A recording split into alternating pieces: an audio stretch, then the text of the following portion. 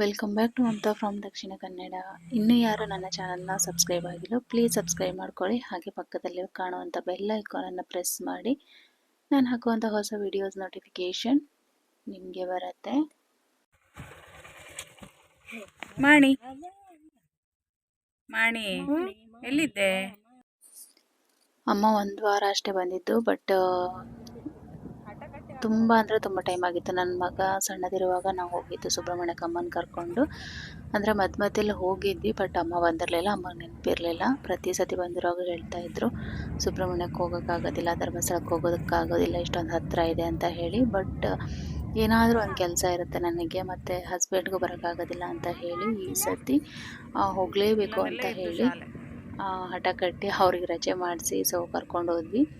On the way ನಮ್ಮ ಊರಿಂದ ಹೋಗುವಾಗ ಸುಬ್ರಹ್ಮಣ್ಯದ ಹತ್ರ ಅವರು ಕಲ್ತಿರೋ ಅಂಥ ಸ್ಕೂಲ್ ಇದೆ ಅಂತ ಹೇಳಿ ತೋರಿಸ್ತಾ ಇದ್ರು. ಮಕ್ಕಳಿಗೆ ಕ್ಯೂರಿಯಾಸಿಟಿ, ಇನ್ನು ಹತ್ತಿರದಲ್ಲಿದ್ದರೆ ತುಂಬ ಚೆನ್ನಾಗಿರ್ತಾ ಇತ್ತು.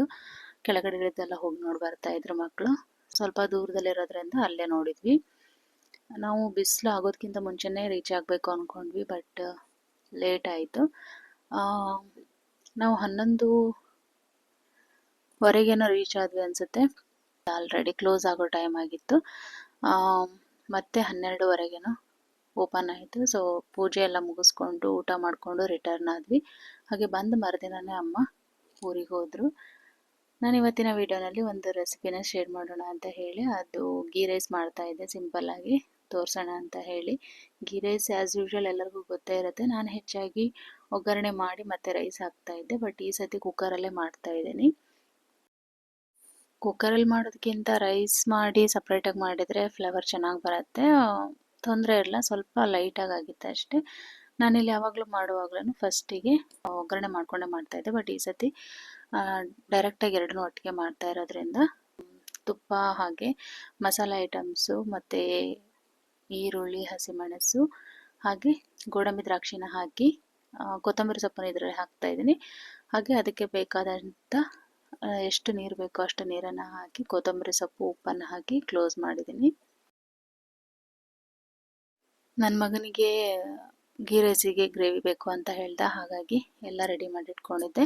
ಬಟಾಟೆ ಮಾತ್ರ ಇತ್ತು, ಹಾಗಾಗಿ ಗ್ರೇವಿ ಮಾಡೋಣ ಅಂತ ಹೇಳಿ.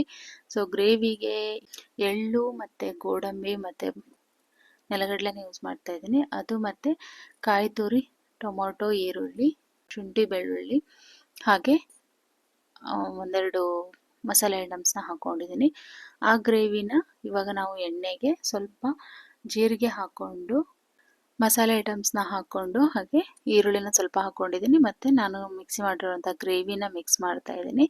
ಹಸಿ ವಾಸನೆ ಹೋಗೋವರೆಗೂ ನಾವು ಸ್ವಲ್ಪ ಫ್ರೈ ಮಾಡ್ಕೋಬೇಕಾಗತ್ತೆ ಆ ಗ್ರೇವಿನ.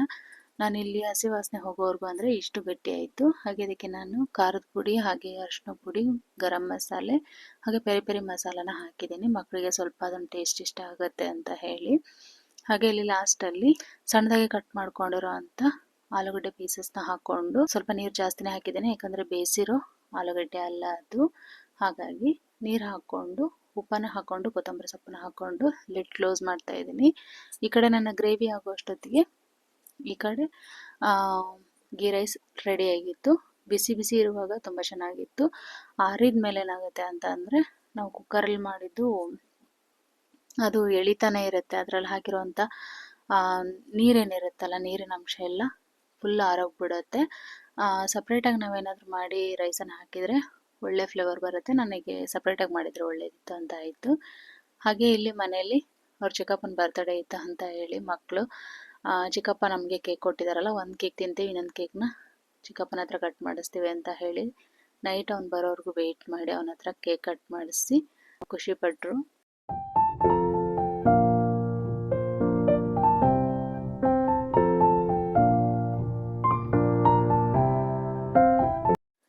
ಆಲ್ಮೋಸ್ಟ್ ನಮ್ಮ ಮನೆಯಲ್ಲಿ ಸೆಲೆಬ್ರೇಷನ್ಸ್ಗಳು ಸ್ವಲ್ಪ ಕಡಿಮೆನೇ. ನನ್ನ ಹಸ್ಬೆಂಡಿಗೂ ಅಷ್ಟಾಗಿ ಬರೋದಿಲ್ಲ. ನಾನು ಮಾಡ್ತೀನಿ ಅಂತ ಅಂದ್ರೂ ಸೇರೋಕ್ಕೆ ಜನನೇ ಇರೋದಿಲ್ಲ. ಮಕ್ಕಳು ಸಣ್ಣ ಪುಟ್ಟದ್ರಲ್ಲೇ ಎಂಜಾಯ್ ಮಾಡ್ತಾ ಇರ್ತಾರೆ. ಅವ್ರು ನೋಡೋಕ್ಕೆ ಖುಷಿ ಆಗುತ್ತೆ. ನಾನು ಮಾಡಬೇಕು ಅಂತ ಹೇಳಿ ಪ್ರಿಪ್ರೇಷನ್ ಮಾಡ್ಕೊಂಡಿರ್ತೀನಿ, ಬಟ್ ಆ ಟೈಮಲ್ಲಿ ಏನೇನೋ ಆಗ್ತಾ ಇರುತ್ತೆ, ಮಾಡೋಕ್ಕೆ ಆಗೋದಿಲ್ಲ. ತುಂಬ ಅಂದರೆ ತುಂಬ ಸತಿ ಹಾಗಾಗಿದೆ. ಇದು ಮೇಲ್ಗಡೆ ಮಾಡಿಸಿ ಒಂದು 2 2 ಇಯರ್ಸ್ ಮೇಲೆ ಆಯಿತು ಅನಿಸುತ್ತೆ ಮಾಡಿಸಿ. ಸೊ ಅದಕ್ಕೆ ಕಿಟಕಿ ಬಾಗಿಲೆಲ್ಲ ಹಾಕ್ಸಿರ್ಲಿಲ್ಲ. ಸ್ಲೈಡ್ಸ್ ಹಾಕ್ಸೋಣ ಗ್ಲಾಸಿಂದು ಅಂತ ಹೇಳಿದರು. ಬಟ್ ಹೇಗೆ ಬರುತ್ತೋ ಏನೋ ಅಂತ ಹೇಳಿ ಡೌಟಲ್ಲಿತ್ತು. ಬಟ್ ಈ ಸತಿ ಹಾಕ್ಸ್ಬಿಡೋಣ, ಮಳೆಗಾಲದಲ್ಲೆಲ್ಲ ಕಷ್ಟ ಆಗುತ್ತೆ ಅಂತ ಹೇಳಿ ಈ ಸತಿ ಹಾಕ್ಸಿದ್ವಿ. ನೋಡಿದರೆ ಫೈನಲಿ ತುಂಬ ಚೆನ್ನಾಗಿ ಬಂತು.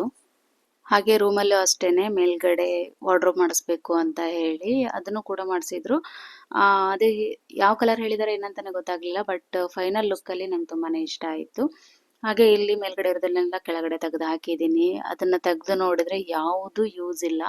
ಬೇಡದಿರೋ ಬಟ್ಟೆಗಳನ್ನೆಲ್ಲ ತೆಗೆದು ಮೇಲ್ಗಡೆ ಹಾಕಿದ್ದೆ. ಸೊ ಇನ್ನು ಏನು ಮಾಡಬೇಕು ಅಂತ ಹೇಳಿ ಪುನಃ ಇನ್ನೀಗ ಅದು ವಾರ್ಡ್ರೋಬ್ ಆದಮೇಲೆ ಪುನಃ ಅಲ್ಲಿಗೆ ಹಾಕಿಟ್ಟಿದ್ದೀನಿ. ಮಕ್ಕಳಿಗೆ ಅವರು ಕೆಲಸದವ್ರು ಬರ್ತಾರೆ ಅಂತ ಗೊತ್ತಿತ್ತು, ಬಟ್ ಕನ್ಫರ್ಮ್ ಆಗಿ ಬರ್ತಾರೆ ಅಂತ ಗೊತ್ತಿರಲಿಲ್ಲ. ಹಾಗಾಗಿ ಅವ್ರು ಬಂದ ತಕ್ಷಣನೇ ನೋಡೋಣ ಏನು ಮಾಡ್ತಾರೆ ಅಂತ ಹೇಳಿ ನಾನು ಹೇಳಕ್ಕೆ ಹೋಗಿರಲಿಲ್ಲ, ಅವ್ರಿಗೂ ನೆನಪಿರಲಿಲ್ಲ. ಬಟ್ ಬಂದಮೇಲೆ ಅವ್ರನ್ನ ಹಿಡಿಯೋ ಒಂದು ಕೆಲಸ ಇದೆ ಅಲ್ಲ, ಸೊ ಹಾಗಾಗಿ ನಾನು ಅಲ್ಲಿಂದ ಕಂಟಿನ್ಯೂ ಮಾಡೋಕ್ಕೆ ಹೋಗಲಿಲ್ಲ, ವಿಡಿಯೋನ ಬಿಟ್ಬಿಟ್ಟೆ. ಯಾಕಂತಂದರೆ ಅಲ್ಲಿರೋಂಥ ವೈಯರು ಮತ್ತು ಎಲ್ಲ ಆನಲ್ಲೇ ಇತ್ತು, ಬಟನ್ಸ್ ಎಲ್ಲ. ಸೊ ಅವರು ಎಲ್ಲ ಆನ್ ಮಾಡಿಬಿಡ್ತಾರೆ ಅಂತೇಳಿ ಅವ್ರ ಹಿಂದೆನೇ ಇದ್ದೆ. ಅಷ್ಟರಲ್ಲಿ ಅಲ್ಲಿ ಮಂಗ ಬಂತು ಅಂತ ಹೇಳಿ ಮಕ್ಕಳು ಮಂಗನೊಟ್ಟಿಗೆ ಆಟ ಆಡ್ಕೊಂಡು ಮನೆಗೆ ಬರೋ ಅಷ್ಟೊತ್ತಿಗೆ ಲೇಟಾಗಿ ಹೋಯ್ತು.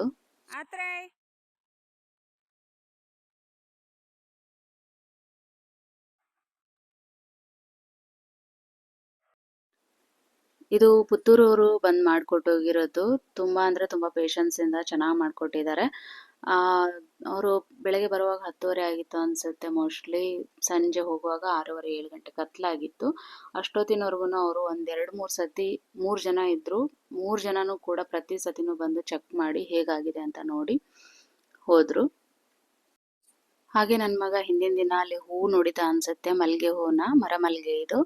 ತುಂಬಾ ಹೂ ಬಿಡುತ್ತೆ ಈ ಟೈಮಲ್ಲಿ. ಸೊ ಹಾಗಾಗಿ ಸಾಯಂಕಾಲ ಹೋಗಿ ಸ್ವಲ್ಪ ಹೂ ಕಿತ್ಕೊಂಡು ಬಂದಿದ್ದ. ಮತ್ತು ಮರುದಿನ ಬೆಳಗ್ಗೆ ಹೋದ ತಕ್ಷಣವೇ ಒಂದು ಸ್ವಲ್ಪ ಕಿತ್ಕೊಂಡು ಬಂದಿದ್ದಾನೆ. ತುಂಬ ಆಗಿತ್ತು. ಅದನ್ನು ಸೂಜಿ ದಾರದಲ್ಲಿ ಪೋಣಿಸಿ ತುಂಬ ಚೆನ್ನಾಗಿ ಕಟ್ಟಿದ್ದ ಪೇಷನ್ಸಿಂದ. ಆರಾಧ್ಯಂಗೂ ಅಷ್ಟೇ ಹೂ ಅಂದರೆ ತುಂಬ ಇಷ್ಟ. ಸೊ ಹಾಗಾಗಿ 2 ಜುಟ್ಟಿಗೂ ಹಾಕಿಸ್ಕೊಂಡ್ಲು. ನೋಡಿದ್ರಲ್ವ ಇವತ್ತಿನ ವಿಡಿಯೋ. ಯಾರಿಗೆಲ್ಲ ಇಷ್ಟ ಆಯಿತು ಸೊ ಪ್ಲೀಸ್ ಲೈಕ್ ಮಾಡಿ, ಶೇರ್ ಮಾಡಿ. ಹೀಗೆ ನನ್ನ ಚಾನಲ್ಗೆ ಸಪೋರ್ಟ್ ಮಾಡ್ತಾ ಇರಿ. Thank you.